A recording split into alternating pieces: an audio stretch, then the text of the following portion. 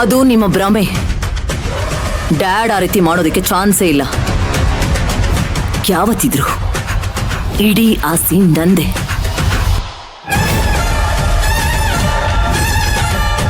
ಈಗ ತಾರಕ್ ಕುಡ್ದು ಮಲಗಿದಾನೆ. ಅವನನ್ನ ಪರ್ಮನೆಂಟ್ ಆಗಿ ಮಲ್ಗೋ ಹಾಗೆ ಮಾಡಿ ಆ ಮಯೂರಿನ ಈ ಮನೆ ಗುಲಾಮ್ಳಾಗಿ ಮಾಡಿಕೊಂಡು ನಾವೆಲ್ಲ ಮೆರೆಯೋ ಕಾಲ ದೂರ ಇಲ್ಲ.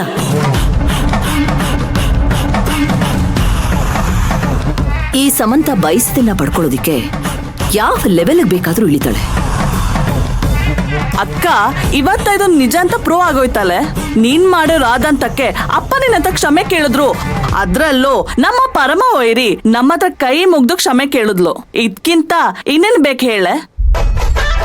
ನೀನೇನೇ ಮಾಡು, ನಿನ್ ಜೊತೆ ನಾವಿರ್ತೀವಿ. ನೀನ್ ಮುಂದೆ ಹೆಜ್ಜೆ ಇಡು.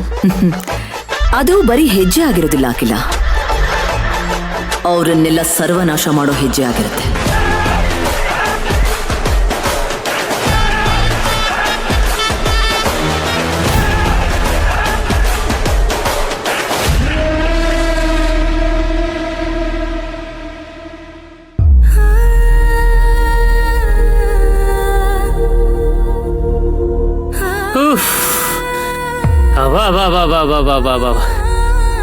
ಏನ್ ಸಖೆ, ಏನ್ ಬಿಸಿಲು.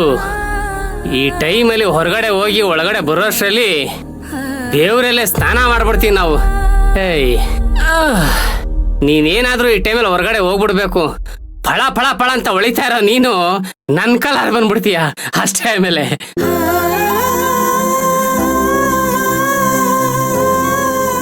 ಮಯೂರಿಮ್ಮ, ನಾನು ಇಷ್ಟು ಮಾತಾಡ್ತಾ ಇದ್ದೀನಿ, ಏನು ಮಾತಾಡ್ತಾನೆ ಇಲ್ವಲ್ಲಮ್ಮ? ಯಾಕೊಂಥರ ಇದೆಯಾ? ಯಾಕೇನಾಯ್ತು? ನೋಡಿ, ಏನಾಯ್ತು ಅಂತ ಹೇಳ್ತೀಯೋ ಇಲ್ಲ ಹೋಗಿ ದೊಡ್ಡಜ್ಮರ ಹತ್ರ ಕೇಳೋ. ನಾನು ಯಾರ ಹತ್ರ ಕೇಳಿದ್ರು ನನ್ ಪರಿಸ್ಥಿತಿ ಬದಲಾಗಲ್ಲ ಅಣ್ಣ. ಹೆಣ್ಣಾಗಿ ಭೂಮಿ ಮೇಲೆ ಹುಟ್ಲೇಬಾರ್ದಾಗಿತ್ತು ಅಣ್ಣ. ಅದೇನ್ ಪಾಪ ಮಾಡಿ ಹುಟ್ಟದ್ನೋ ಗೊತ್ತಿಲ್ಲ ಅಣ್ಣ. ನೋಡ್ ಮಯೂರಮ್ಮ, ಈ ಹುಟ್ಟು ಅನ್ನೋದು ನಮ್ ಕೈಲಿಲ್ಲ, ಎಲ್ಲ ದೇವರ ಸೃಷ್ಟಿ. ಈ ಭೂಮಿ ಮೇಲೆ ಕಾರಣ ಇಲ್ಲದೆ ಒಂದು ನರಪಿಳ್ಳೆನೂ ಹುಟ್ಟಲ್ಲ.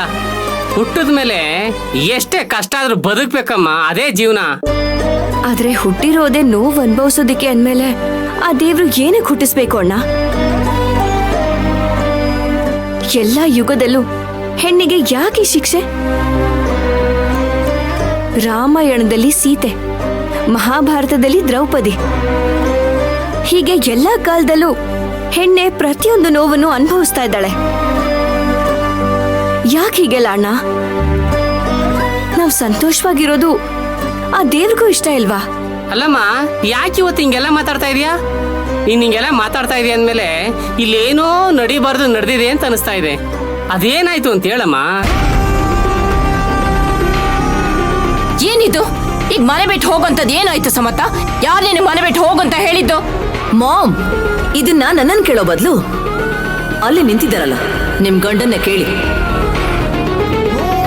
ನಾನೇನ್ ಮಾಡಿದೆ ಅಂತ ನೀನ್ ಇಷ್ಟೊಂದು ಕೋಪ ಮಾಡ್ಕೊಂಡಿದ್ಯಾ? ಅದೇನು ಅಂತ ಸರಿಯಾಗಿ ಹೇಳು. ನಾನು ತಾರಕ್ನ ಸಾಯಿಸೋದಕ್ಕೆ ಅಂತಾನೆ ತಪ್ಪಾಗಿರೋ ಔಷಧಿ ಕೊಟ್ಟಿದ್ದೀನಿ ಅಂತ ನೀವ್ ಹೇಳಿ ಸುಳ್ಳ?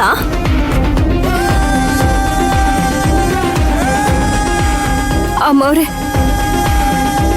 ನಾನ್ ಮಾಡಿದ್ದು ತಪ್ಪು ಅಂತ ಅನ್ಸಿದ್ರೆ ನೀವ್ ಏನೇ ಶಿಕ್ಷೆ ಕೊಟ್ರು ಅನ್ಭವಿಸೋದಕ್ಕೆ ನಾನು ಸಿದ್ಧ ಆಗಿದ್ದೀನಿ. ಆದ್ರೆ ಯಜಮಾನ್ರಿಗೆ ಮಾತ್ರ ಏನು ಹೇಳ್ಬೇಡಿ. ಹಾಗಾದ್ರೆ ಈ ಕ್ಷಣನೇ ಮನೆ ಬಿಟ್ಟು ಹೊರಗಡೆ ಹೋಗು. ಇನ್ ಯಾವತ್ತು ನೀನ್ ಕೆಟ್ಟ ಮುಖ ನನಗೆ ತೋರಿಸ್ಬೇಡ. ಬೀಡೆ ತೊಲಗ್ತಂತ ನೆಮ್ಮದಿಯಾಗಿರ್ತೀನಿ. ಈಗ ಕೈ ಮುಗಿದು ಕೇಳ್ಕೊತೀನಿ, ದಯವಿಟ್ಟು ಎಲ್ಲ ಒಳಗಡೆ ಹೋಗಿ. ಮನುಷ್ಯರು ಅಂದಮೇಲೆ ಸ್ವಲ್ಪನಾದ್ರೂ ಮನುಷ್ಯತ್ವ ಇರಬೇಕು. ಆದ್ರೆ ಈ ಮನೇಲೋ ಯಾರಿಗೂ ಮನಸ್ಸೇ ಇಲ್ವಲ್ಲ. ಯಾರೋ ಮಾಡೋ ತಪ್ಪಿಗೆ ನನ್ನ ತಂಗಿಗೆ ಕೊನೆ ಮಾಡಬೇಕು. ನೋಡಮ್ಮ, ನೀನು ಅವ್ರ ಮಾತಿಗೆಲ್ಲ ತಲೆ ಕೆಡಿಸ್ಕೊಂಬೇಡಮ್ಮ. ನನಗೇನ್ ಮಾಡ್ಬೇಕು ಅಂತಾನೆ ಗೊತ್ತಾಗ್ತಿಲ್ಲ ಅಣ್ಣ. ನಮ್ಮಮ್ಮ ಏನಾರು ಇದ್ದಿದ್ರೆ ಅವ್ರು ಬಡಿಲಲ್ಲಿ ಮಲ್ಗಿ ಜೋರಾಗಿ ಹತ್ಬಿಡ್ತಿದ್ದೇನು. ಆದ್ರೆ ಆ ಭಾಗ್ಯನೂ ನನಗಿಲ್ಲ.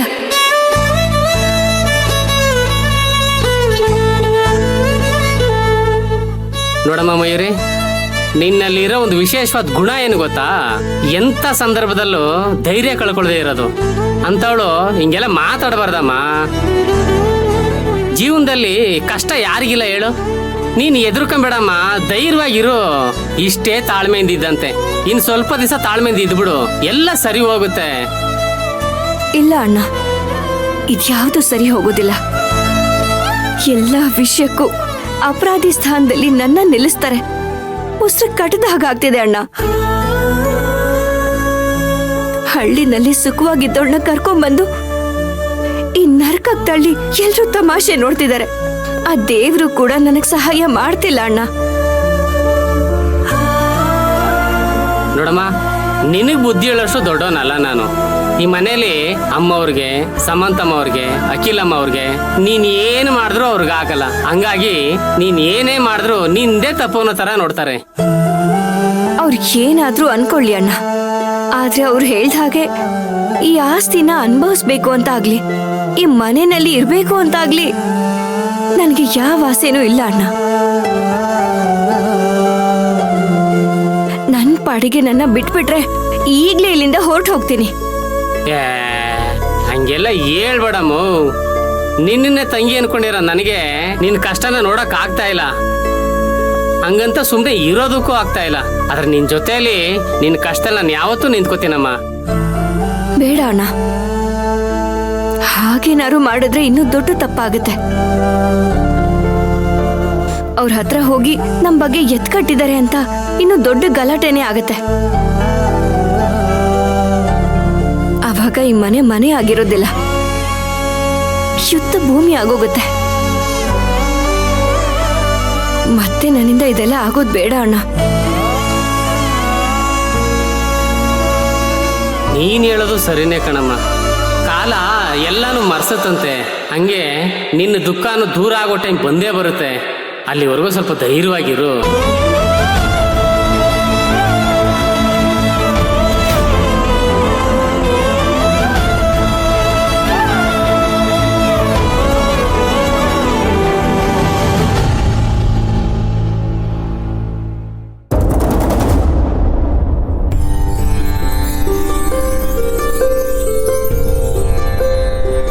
ರಾಜೇಶ್ವರಿ, ಮನೇಲಿ ಹೀಗೆಲ್ಲ ನಡೀತಿರೋದು ನನಗೆ ಯಾಕೋ ಸರಿ ಕಾಣಿಸ್ತಿಲ್ಲ. ಅದಕ್ಕೆ ಮನೆ ದೇವ್ರಿಗೆ ಹೋಗಿ ಪೂಜೆ ಮಾಡಿಸ್ಕೊಂಡ್ ಬರೋಣ ಅಂತ. ಮನೆಯವ್ರ ಮನಸ್ಥಿತಿ ಸರಿ ಇಲ್ದಿರ್ಬೇಕಾದ್ರೆ ಯಾವ ದೇವ್ರ ಹತ್ರ ಹೋಗಿ ಕೈ ಮುಗಿದ್ರೆ ಏನ್ ಪ್ರಯೋಜನ ಚಂದ್ರು? ಎಲ್ಲಿ ನೆಮ್ಮದಿ ಸಿಗದೆ ಹೋದ್ರೂ ದೇವಸ್ಥಾನದಲ್ಲಿ ನೆಮ್ಮದಿ ಸಿಗತ್ತೆ ಅಂತ ಹೇಳ್ತಾರೆ.